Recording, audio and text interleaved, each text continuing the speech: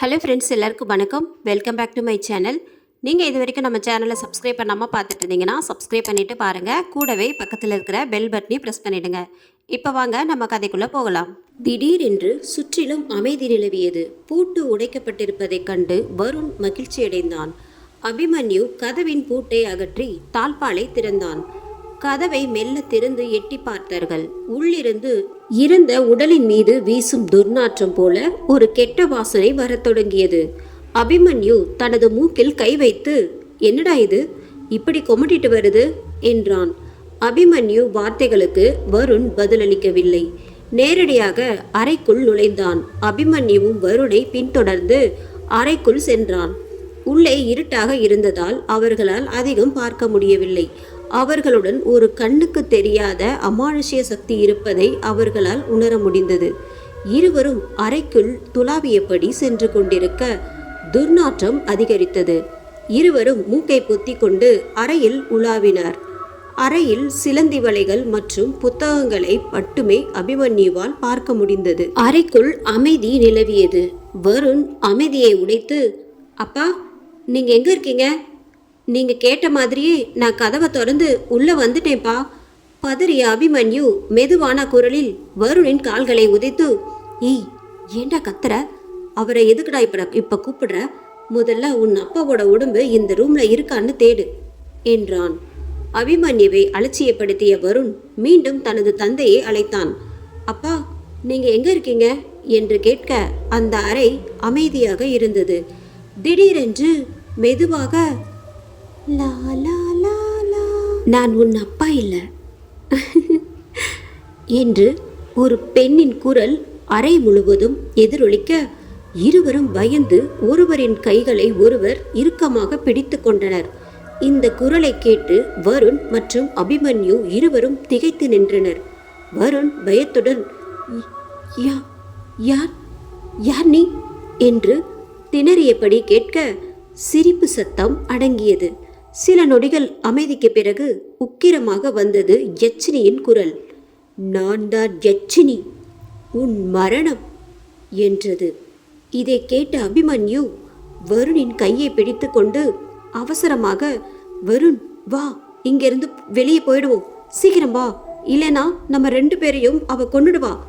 வருண் மற்றும் அபிமன்யு இருவரும் கதவை நோக்கி ஓடினார்கள். மெதுவாக மயக்கும் குரலில் யட்சினி, நில்லு வருண், எங்க போற? என்னை பார்க்கணும்னு உனக்கு ஆசையா இல்லையா என்று கேட்டபடி அவர்களை ஒரு கருப்பு பெண் நிழல் அவர்களை சூழ ஆரம்பித்தது. வருணை நெருங்கிய யட்சினியால் அவனை தொட முடியவில்லை. சட்டென ஒரு நெருப்பு சுட்டது போல சுவற்றில் மோதி விழுந்த கருப்பு உருவம் ஆ என அலறியது. வருணின் வலது கையை பார்க்க அதில் ஒரு வட்ட வடிவ வெற்றிலை மை தடவி ஒட்டப்பட்டிருந்தது. அதை பார்த்த அந்த கருப்பு உருவம் ஆவேசமாக,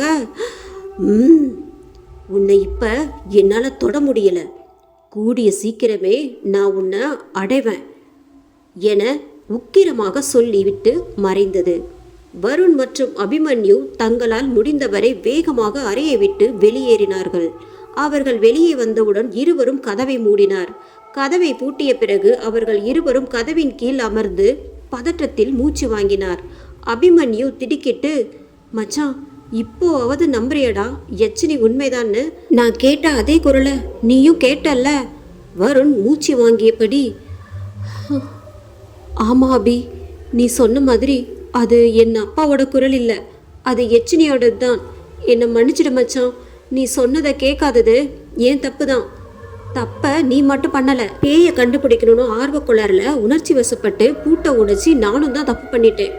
யட்சினி இந்த ரூமை விட்டு வெளியே வந்தாளா? அவ வெளியே வந்ததை நீ பாத்தியா என்று கேட்டான் வருண். எனக்கு எப்படிடா தெரியும்? நானும் உன் கூட தானே ஓடி வந்தேன். அவ இந்த ரூமை விட்டு வெளியே வந்தாளா இல்லையான்றத கண்டுபிடிக்க வழி இல்லையா என்று கேட்டான் வருண். ஒரே ஒரு வழி இருக்கு என்றான் அபிமன்யு. என்ன வழி? அபிமன்யு வருணிற்கு பதிலளித்தான்.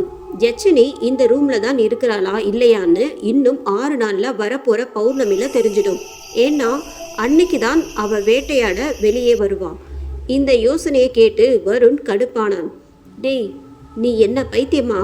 யாராவது சாகுற வரைக்கும் வெயிட் பண்ண சொல்றியா? அடுத்தவன் உயிரினா உனக்கு அவ்வளோ ஈஸியாக போயிடுச்சுல. நீ அதிகமாக நேசிக்கிறவங்கள இழக்கும் போது தான் மச்சான் உனக்கு அதோட வலி என்னன்னு தெரியும்.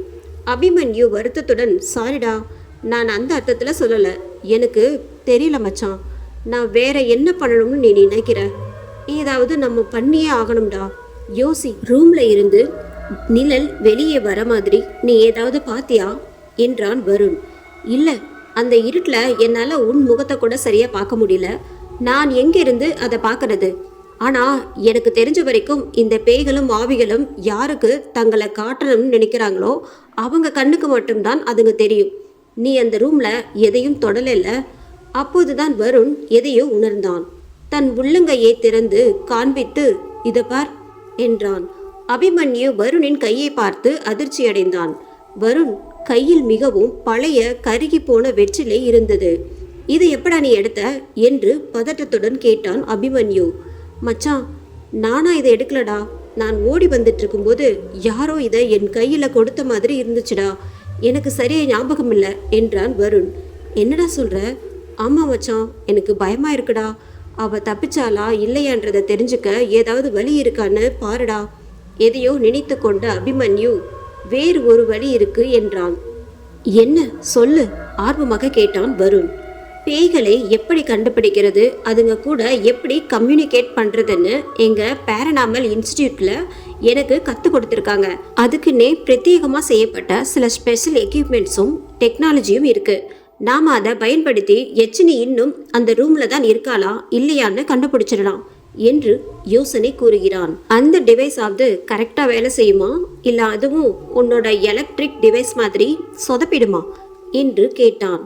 அபிமன்யு வருணை ஏற இறங்க ஒரு பார்வை பார்த்துவிட்டு, இல்லை, அது கண்டிப்பாக ஒர்க் அவுட் ஆகும். நான் நாளைக்கு அதை வீட்டில இருந்து கொண்டு வரேன் என்று உறுதியளித்தான். சரி, நாளை காலையில் அதை சீக்கிரமாக இங்கே கொண்டு வந்துடு. அபிமன்யு எதுவும் சொல்லாமல் ஆச்சரியத்துடன் வருணை பார்த்தான். இதை கவனித்த வருண், ஏன் என்னை இப்படி பார்க்குற என்று கேட்டான். ஒன்றுமில்ல, நேற்று நீ இங்கே வந்தப்ப பேய் பிசாசெல்லாம் நம்ப மாட்டேன், யட்சினி எல்லாம் வெறும் கட்டுக்கதைன்னு சொன்னேன். இப்போ பாரு, யட்சினி இன்னும் அந்த ரூமில் இருக்காளா வெளியே வந்துட்டாளான்னு நீயே கண்டுபிடிக்க சொல்கிற. டேய், நானே அதை நேரில் பார்த்தேன், அப்புறம் எப்படிடா நம்பாமல் இருக்கிறது? அவள் என் கனவுக்குள்ளே புகுந்து என் அப்பாவை பற்றின நினைவுகளை தூண்டிவிட்டு என் அப்பாவோட குரலில் பேசி என்னை வசியம் பண்ணி கதவு திறக்க வச்சிட்டா. எப்பா, நினச்சாலே தலையெல்லாம் சுற்றுது. ஆனால் உண்மையிலேயே யட்சினி இவ்வளோ சக்தி வாய்ந்தவளா இருப்பான்னு நான் நினச்சி கூட பார்க்கல என்றான் வருண். யட்சினி ஒரு சக்தி வாய்ந்த ராட்சசி மட்டுமல்ல, வேற லோகத்திலிருந்து இங்கே வந்தவ. அதுவும் உனக்கு போக போக புரியும் என்றான் அபிமன்யு. ஆமாம், நீ சொல்கிறதும் சரிதான். அப்புறம் அபி, ஒரு விஷயம், நாம் இந்த கதவை திறந்தோம்ன்றது கீழே இருக்கிற 2 பேருக்கும் தெரியக்கூடாது. இந்த ரகசியம் நமக்குள்ள மட்டுமே இருக்கணும், புரிஞ்சுதா? சரி. வருண் மற்றும் அபிமன்யு இருவரும் எழுந்து பின்பக்கத்திலிருந்து கதவை மூடினர். முன்பு இருந்ததை போல பூட்டு, துணிகளையும் தாயத்துகளையும் கொண்டு கட்டினர். கதவு திறந்தது யாருக்கும் தெரிந்துவிடக்கூடாது என்பதில் உறுதியாக இருந்தனர். வருண் மற்றும் அபிமன்யு இருவரும் பங்களாவிற்கு கீழே சென்று தூங்க முயன்றனர். பல முறை தூங்க முயற்சிகள் செய்த பிறகும் இருவருக்கும் தூக்கம் வரவில்லை. அவர்கள் கண்களை மூடினால் அறைக்குள் நுழைந்ததுதான் ஞாபகம் வந்தது. மறுநாள் விடிந்தது. காலை 7 மணி. கதவை தட்டும் சத்தம் கேட்க திலகர் மற்றும் ஆமை அனைவரும் நன்றாக தூங்கிக் கொண்டிருந்தனர். கதவை யாரோ பலமாக தட்டினார்கள். கதவு விரைவில் திறக்கப்படாவிட்டால் அவசரத்தில் கதவு உடைத்து கொண்டு உள்ளே வந்து விடுவது போல தோன்றியது. கதவை தட்டும் சத்தம் கேட்டு திலகர் புரண்டு படுத்தபடி பக்கத்தில் தூங்கிக் கொண்டிருந்த ஆமையிடம், மச்சான், ஆமா, யாரோ கதவை தட்டுறாங்க, போய் பாருடா என்றான். ஆமை முணுமுணுத்து, டேய், நீயே போய் பாருடா, நான் தூங்கிட்டு இருக்கேன் என்றான். திலகர் ஆமையை உதைத்து, எழுந்துடா. ஆமை திடுக்கிட்டு கண்களை திறந்து, போறேன்டா, நிம்மதியாக தூங்க விடுறீங்களா எங்கேயாவது? ஆமை எழுந்ததும் வருணும் அபிமன்யுவும் எழுந்து அமர்ந்திருப்பதை கண்டான். தட்டப்படும் கதவை இருவரும் வெறித்து பார்த்தபடி அமர்ந்திருந்தனர்.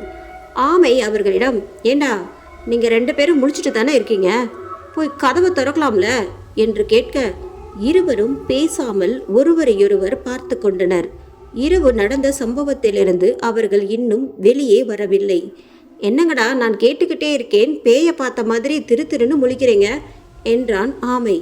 அவர்களிடம் எந்த பதிலும் வராமல் இருக்க அவர்களை அலட்சியப்படுத்திவிட்டு ஆமை கதவருகே சென்று கதவை திறந்தான். ஒரு முதியவர் கதவின் முன் நிற்பதை கண்டான்.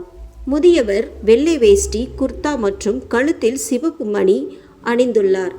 தலைமுடி முற்றிலும் வெள்ளையாக இருந்தது. முதியவர் தன் தழுதழுத்த குரலில், தம்பி, நீதான் வருணா என்று கேட்டார். ஐயோ, நான் வருண் இல்லைங்க, அவன் உள்ளே இருக்கான், உள்ள வாங்க என்று ஆமை அவரை உள்ளே அழைத்து சென்றபடி, ஏய் வருண், உன்னை பார்க்க யாரோ வந்திருக்காங்க, வா என்றான். அதிகாலையில் தன்னை சந்திக்க வந்தவர் யாராக என்று வருண் மனதில் யோசித்தான். உள்ளே நுழைந்த முதியவரை பார்த்த வருண் அவர் யார் என்று நினைவுபடுத்த முயற்சி செய்து கொண்டிருந்தான். முதியவர் வருணிடத்தில் வந்து அவனது தோள்களை பிடித்து, ரொம்ப பெரியவனா வளர்ந்துட்ட தம்பி என்றார். எதையோ நினைவுபடுத்திய வருண், நீங்க சுப்பு தாத்தா தானே என்று ஆர்வமாக கேட்டான்.